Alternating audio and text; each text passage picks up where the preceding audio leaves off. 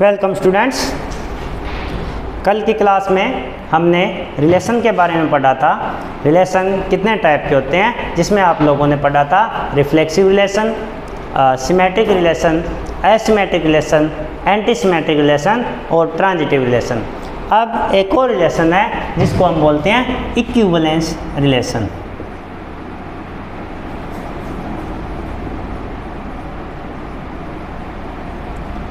Equivalence relation या इसको बोलते हैं तुल्यता संबंध। तुल्यता संबंध ये क्या होता है? Let A be a non empty set and R be a relation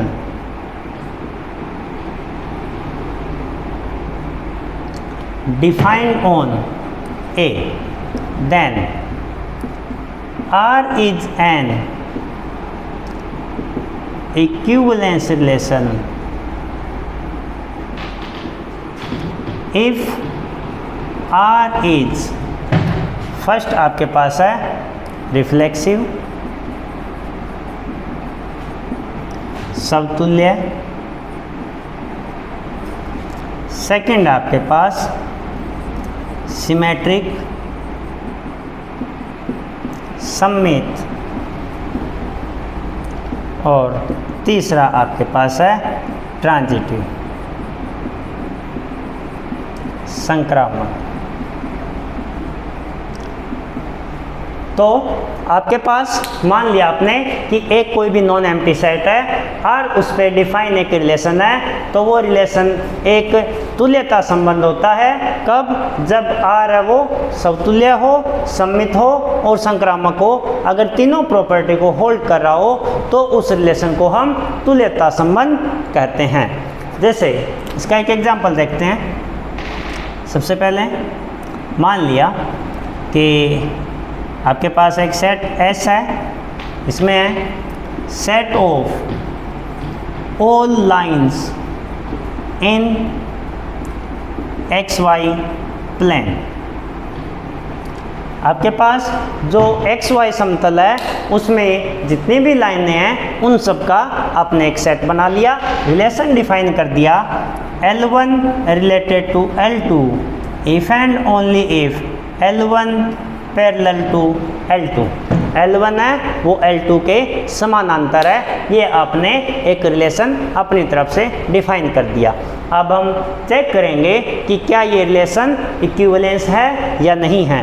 तो इक्विवेलेंस रिलेशन चेक करने के लिए हमें सबसे पहले ये चेक करना है कि क्या ये रिलेशन रिफ्लेक्सिव है या नहीं है। तो रिफ्लेक्सिव के लिए हम जानते हैं प्रत्येक रेखा स्वयं के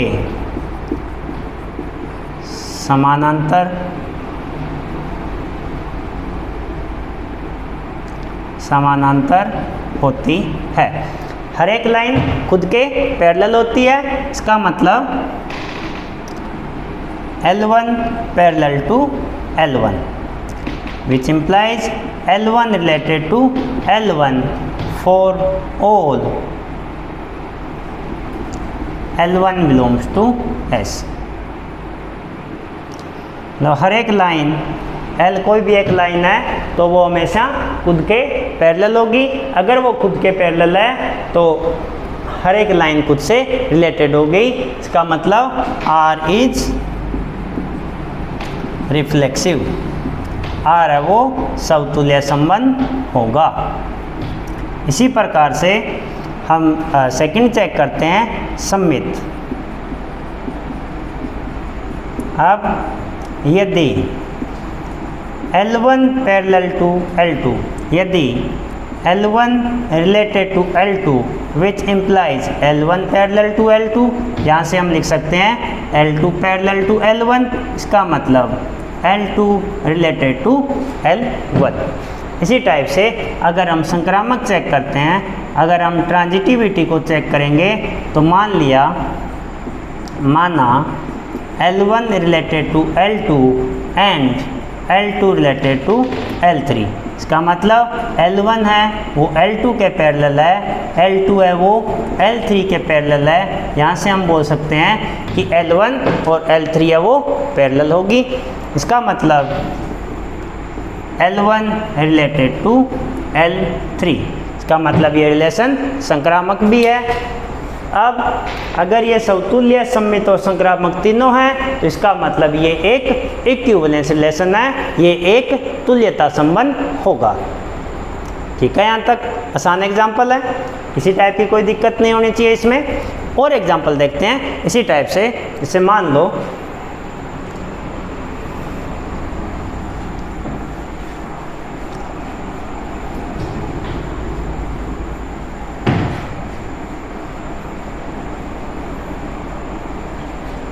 जैसे आपने एक सेट ले लिया, सेट ऑफ इंटीजर, और रिलेशन डिफाइन कर दिया a related to b if and only if n divides a minus b, या n की जगह एक बार मैं 5 ले लेता हूँ कि 5 डिवाइड्स a माइनस b, मतलब 5 है वो a माइनस b को विभाजित करता है। इसका मतलब है कि 5 है उसका हम a माइनस बी पर भाग दे रहे हैं, तो भाग है वो पूरा पूरा जा रहा है। सबसे पहले चेक करते हैं रिफ्लेक्सिव, समतुल्य। तो समतुल्यता के लिए हम क्या करेंगे, मान लिया कि माना a बिलोंग्स टू z, कोई भी एक इंटीजर है, तो a minus A equal to, या ये बोल सकते हैं कि 5 डिवाइड्स 0, क्योंकि 0 को तो सारे नंबर ही डिवाइड करते हैं। इसका मतलब क्या होगा कि 5 डिवाइड्स a माइनस ए, क्योंकि a माइनस ए क्या होगा, हमेशा 0 है, तो 0 को मैं a माइनस ए लिख सकता हूँ। इसका मतलब a related to a for all a belongs to z। इसका मतलब R क्या होगा, रिफ्लेक्सिव, क्योंकि हर एक एलिमेंट है वो खुद से रिलेटेड है। इसी टाइप से सेकंड चेक करते हैं, सिमेट्रिक, सममित। तो सममित के लिए हम क्या करेंगे, पहले मान लिया कि माना A रिलेटेड टू B, मान लिया हमने कि A है वो B से रिलेटेड है। इसका मतलब क्या है कि 5 डिवाइड्स A माइनस B, इसका मतलब कि A minus B equal to 5 into K belongs to Z। कोई भी एक नंबर है वो दूसरे नंबर को कब डिवाइड करेगा, जब वो उसका एक मल्टीपल हो। 5 है वो a माइनस बी को डिवाइड कर रहा है, इसका मतलब क्या है कि a माइनस बी है वो 5 का कोई इंटीजर मल्टीपल होगा। यहाँ से ये भी कर सकते हैं, अगर मैं माइनस कॉमन ले लूँ या इसको b माइनस ए कर दूँ, इसको लिख सकते हैं माइनस के। अगर k इंटीजर है तो माइनस के भी क्या होगा, एक इंटीजर ही होगा। इसका मतलब 5 divides b minus A which implies b related to a related to b था और हमने कर दिया कि b रिलेटेड टू a भी होगा। इसका मतलब ये रिलेशन सिमेट्रिक भी है। इसी टाइप से थर्ड प्रॉपर्टी हम चेक करते हैं, ट्रांजिटिव, संक्रामक। संक्रामक के लिए मान लिया, माना a related to b and b related to c। इसका मतलब 5 divide a minus B and 5 divide b minus c। अगर कोई भी नंबर एक नंबर को भी, जैसे 5 है वो इस नंबर को भी डिवाइड कर रहा है, इस नंबर को भी डिवाइड कर रहा है, तो दोनों के एडिशन को भी डिवाइड करेगा। इसका मतलब 5 divides a minus B plus b minus C. यहाँ से हम बोल सकते हैं कि 5 divide a minus C which implies a related to c। इसका मतलब क्या हुआ, हम लेके चले थे कि a b से रिलेटेड है, b c से रिलेटेड है, और हमें क्या प्राप्त हो गया कि a है वो भी c से रिलेटेड होगा। तो हमने ये दिखा दिया कि जो ये रिलेशन आ रहा है वो रिफ्लेक्सिव भी है, सिमेट्रिक भी है और ट्रांजिटिव भी है। तीनों चीज़ों को ये संतुष्ट कर रहा है। इसका मतलब ये जो रिलेशन हमने डिफाइन किया है वो एक इक्विवेलेंस रिलेशन या एक तुल्यता संबंध होगा। तो इस टाइप से हम तुल्यता संबंध को डिफाइन करते हैं। और भी बहुत सारे एग्जाम्पल बना सकते हो आप, ट्राई करना खुद से एग्जाम्पल बनाने की। हमारे सिलेबस में ज़्यादा डिटेल में है नहीं, बस थोड़ा सा ये ध्यान रखना, बाई चांस अगर डेफिनेशन आ जाए तो हमारे काम आएगी।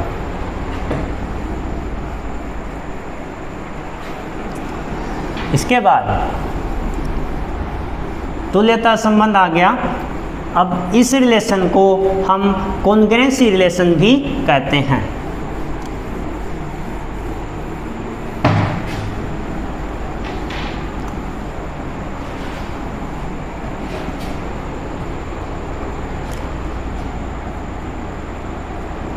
कॉन्ग्रुएंसी रिलेशन, कॉन्ग्रुएंसी रिलेशन का मतलब है, पहले मान लिया कि माना A तथा B दो पूर्णांक संख्याएं हैं, दो पूर्णांक हैं तथा n एक धनात्मक पूर्णांक है।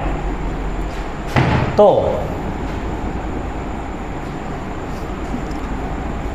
A is called congruent to B mod n। इसको यही पढ़ना है हमें कि A is called congruent to B mod n if यदि n divides A minus B, अगर n है वो a माइनस बी को डिवाइड करे तो हम बोलेंगे कि a is congruent to b mod n। It is denoted by, इसे निम्न प्रकार a congruent to b mod n से प्रदर्शित करते हैं। It is denoted by A congruent to B mod n। It is denoted by A congruent to B mod n। और ये अभी अभी हमने चेक किया है कि एक कॉन्ग्रुएंसी इक्विवेलेंस रिलेशन होता है। अब हमारे सिलेबस में ज़्यादा डिटेल में नहीं है कॉन्ग्रुएंसी रिलेशन, पर ये काम कहाँ आता है। आपने कभी इस टाइप के क्वेश्चन देखे होंगे, जैसे 3⁻81 का इकाई का अंक होगा। इस टाइप के क्वेश्चन आपने देखा होगा। या 3⁻81 को 7 से विभाजित करने पर शेषफल होगा। इस टाइप के क्वेश्चन आपने देखा होगा। तो इस टाइप के जो क्वेश्चंस होते हैं उनमें यही चीज़ काम में आती है, कॉन्ग्रुएंसी रिलेशन। कैसे आती है, कैसे निकालते हैं, ये हमारे सिलेबस में नहीं है, तो हमें ज़्यादा डिटेल में नहीं पढ़ना। इसको एक क्वेश्चन करवा देता हूँ। जैसे ये है, मान लो इस क्वेश्चन को अगर आप करोगे तो 3⁻1 अगर आप करते हो तो आपको मिलेगा 3 mod 10। क्यों? क्योंकि 3 है तो 10 है, वो 3 - 3 0 को है वो हमेशा डिवाइड करता है 10। तो 0 को हर एक संख्या डिवाइड करती है तो 10 भी करेगा। इसी टाइप से अगर आप 3² करते हो तो इसका मान कितना है, -1 mod 10, -1 mod 10। देख सकते हो 3² 9 माइनस यहाँ पे -1 है, -1 ये हो गया 10, तो 10 है वो 10 को हमेशा डिवाइड करता है। ठीक है यहाँ तक। अब यहाँ से अगर दोनों तरफ आप पावर है वो 40 कर देते हो, या इसमें दोनों तरफ पावर 2 कर दो तो 3⁻4 कितना आ जाएगा, 1 mod 10।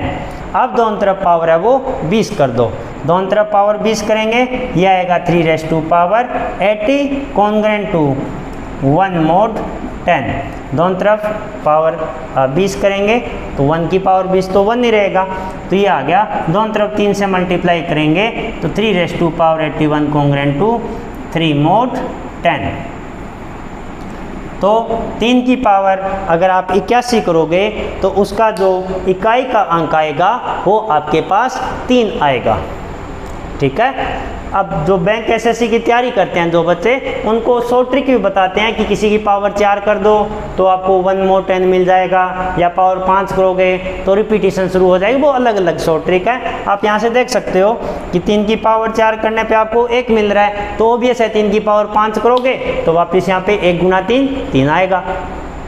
तो ये कोई शॉर्ट ट्रिक वगैरह कुछ नहीं होती, ये आपके पास जो मेन फॉर्मूले हैं तो प्रैक्टिस से ये चीज़ें अपने रूटीन में ले आते हैं। इसके पीछे जो लॉजिक है वो कॉन्ग्रुएंसी रिलेशन होता है। जब भी आपको रिमाइंडर वगैरह फाइंड करना हो तो आप कॉन्ग्रुएंसी रिलेशन का यूज करते हो। तो ये ज़्यादा डिटेल में हमारे सिलेबस में नहीं है, ये आप हायर क्लास में जाओगे जब आप नंबर थ्योरी पढ़ोगे तो ये चीज़ें आपके सिलेबस में आएगी और वहाँ पे इसको काफ़ी डिटेल में भी पढ़ाया जाएगा। ठीक है। अब हम आगे बढ़ते हैं। इसके बाद कुछ एक ऑपरेशंस होते हैं हमारे पास, दो बहुत ही महत्वपूर्ण ऑपरेशन है जो हमारे ग्रुप थ्योरी में काफ़ी यूजफुल हैं, बार बार काम में आएंगे। जिसमें पहला ऑपरेशन है addition modulo n।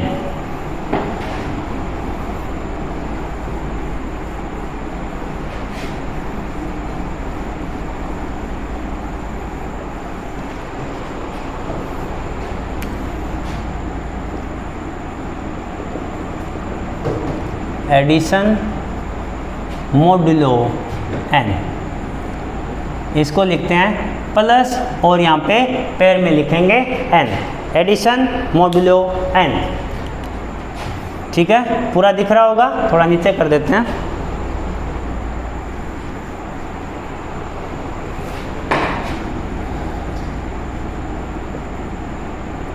Addition modulo n, या इसको लिखते हैं प्लस n, प्लस के पैर में यहाँ पे n आएगा, एडिशन मोडुलो n। इसको कैसे डिफाइन किया जाता है, a plus N B equal to, ये आपके पास होता है r।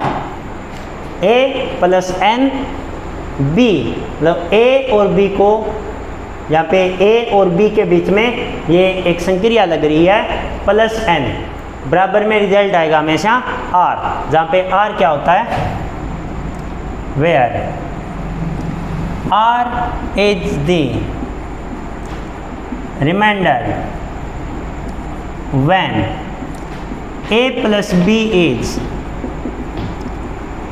डिवाइडेड बाय n, जहाँ r शेषफल है जब a प्लस b को n से विभाजित किया जाता है।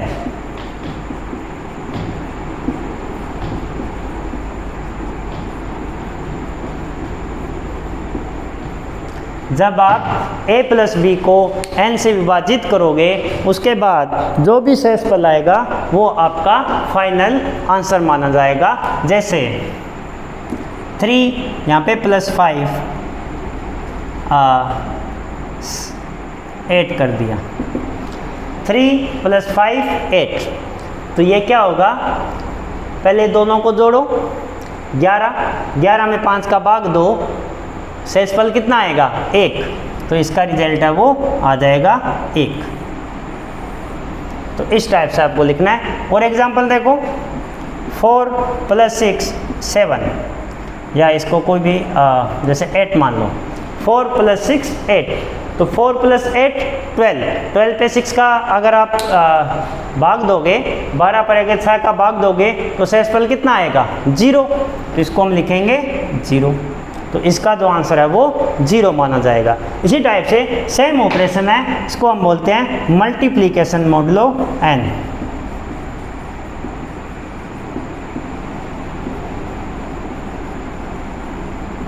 मल्टीप्लिकेशन मोडुलो n, ये आपके पास आएगा ए मल्टीप्लीकेशन एन बी, जहाँ पे प्लस था उसके पेयर में एन था, यहाँ पे मल्टीप्लाई के पेयर में एन आ जाएगा।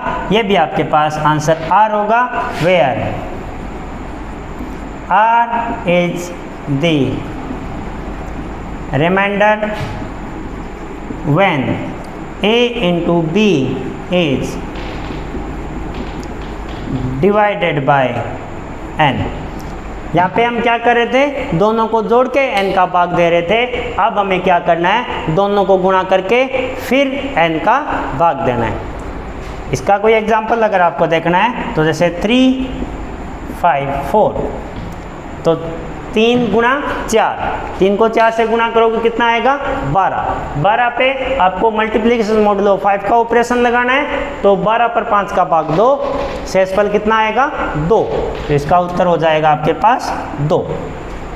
इसी टाइप से कोई भी नंबर उठा लो, जैसे मान लो कि 5 इंटू 7 और मॉडुलो आपको लगाना है 4, तो ये कितना हो जाएगा 5 इंटू 7 35 को अगर 4 से डिवाइड करोगे तो रिमाइंडर आपके पास आएगा 3। तो ये आपके पास 2 ऑपरेशन है, ये काफ़ी काम के ऑपरेशन है, बार बार आपके पास रिपीट होते रहेंगे।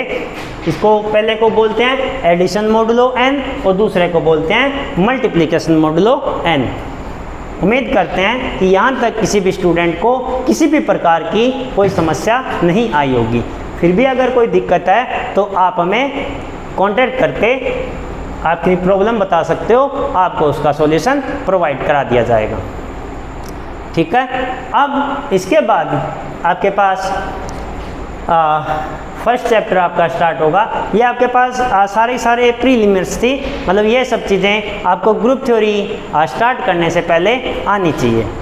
तो इसके बाद हम स्टार्ट करेंगे ग्रुप थ्योरी, और जिसमें सबसे पहली डेफिनेशन आती है वो आएगी बाइनरी ऑपरेशन।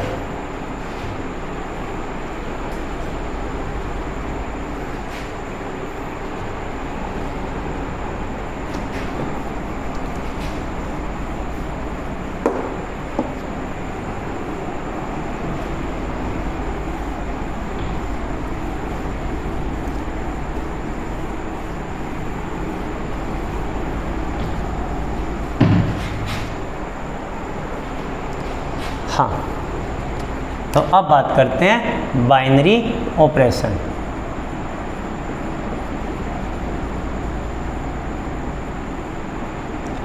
द्विआधारी संक्रिया।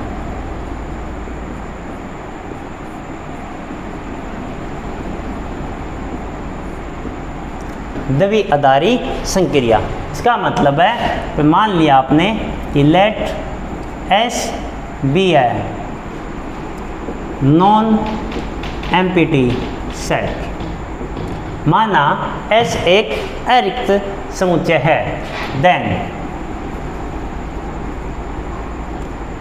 Any function defined from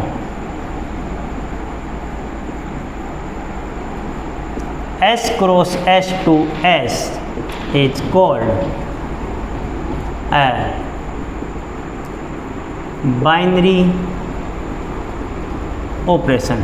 S cross S से S में परिभाषित प्रत्येक फलन एक बाइनरी ऑपरेशन कहलाता है। हिंदी में लिखोगे तो माना S एक अरिक्त समुच्चय है,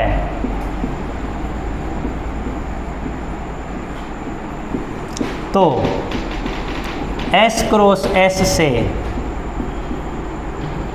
S में परिभाषित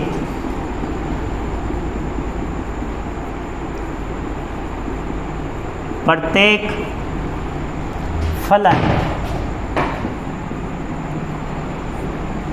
एक द्विआधारी संक्रिया कहलाता है। आपके पास कोई भी एक नॉन एम्प्टी सेट है, तो S क्रॉस S से S में आप कोई भी एक फंक्शन डिफाइन करोगे तो उसको हम बाइनरी ऑपरेशन बोलते हैं। ठीक है,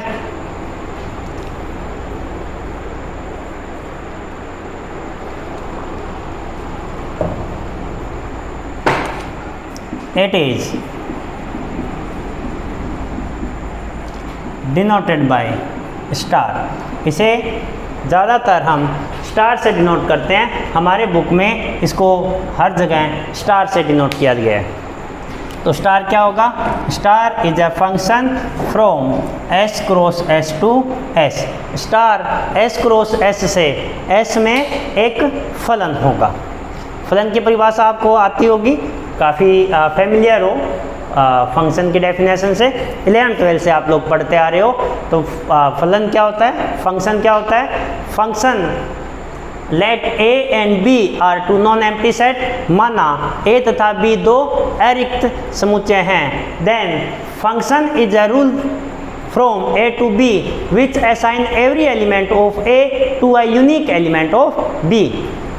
माना ए व बी दो अरिक्त समुच्चय है, तो समुच्चय ए से समुच्चय बी में परिभाषित फलन एक ऐसा नियम होता है जो ए के प्रत्येक अवयव को बी के एक अद्वितीय अवयव से संबंधित करता है। ये काफ़ी बार आपके पास डेफिनेशन आई होगी, 11th-12th में आप लोगों ने पढ़ी है। एग्जाम्पल देखते हैं इसके। जैसे आपके पास नेचुरल नंबर है और ऑपरेशन ले लिया आपने प्लस का, तो इसमें अगर आप देखोगे तो मान लिया कि माना A B belongs to N, A और बी को हमने सेट ऑफ नेचुरल नंबर में ले लिया, तो इसका मतलब अगर दोनों को आप ऐड करते हो तो इसका जो रिजल्ट है वो भी एक नेचुरल नंबर ही आएगा। ए प्लस बी करने पे एक नेचुरल नंबर आता है, इसका मतलब plus is a binary operation on n। Plus का जो ऑपरेशन है वो n पर एक द्विआधारी संक्रिया होता है। इसी टाइप से जैसे मान लो कि स्टार है वो s पे द्विआधारी संक्रिया है, तो इसमें हम लिखेंगे दो एलिमेंट लेंगे, इसका जो रिजल्ट है वो जो भी आएगा वो आपके पास s में होना चाहिए, या ये बोलोगे कि a स्टार b है वो s में आना चाहिए। अगर ऐसा हो रहा है प्रत्येक अवयव के लिए तो हम बोलेंगे कि जो स्टार का ऑपरेशन है वो एक द्विआधारी संक्रिया या बाइनरी ऑपरेशन होगा। ठीक है यहाँ तक। इसके बाद कुछ एक बेसिक डेफिनेशंस और हैं, जैसे आपके पास आएगा एल्जेब्राइक स्ट्रक्चर। ये काफ़ी इंपॉर्टेंट डेफिनेशन है, एग्जाम में भी कई बार पूछी गई है।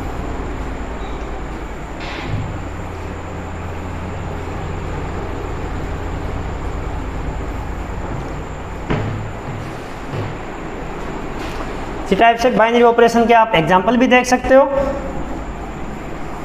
बहुत सारे एग्जाम्पल हो जाएंगे। जैसे सेट ऑफ नेचुरल नंबर है तो इस पे प्लस का ऑपरेशन हमने देख लिया। अगर आप माइनस के ऑपरेशन की बात करोगे तो जैसे मान लिया कि 2,3 है वो नेचुरल नंबर है, but 2 - 3 = -1 is not a natural number. आपके पास हर एक अवयव के लिए a स्टार b n में होना चाहिए, पर यहाँ पे a स्टार b है -1 आ रहा है जो नेचुरल नंबर में नहीं है। इसका मतलब माइनस का जो ऑपरेशन है is not a binary operation on n। Minus की संक्रिया है वो नेचुरल नंबर पे द्विआधारी संक्रिया नहीं होगी।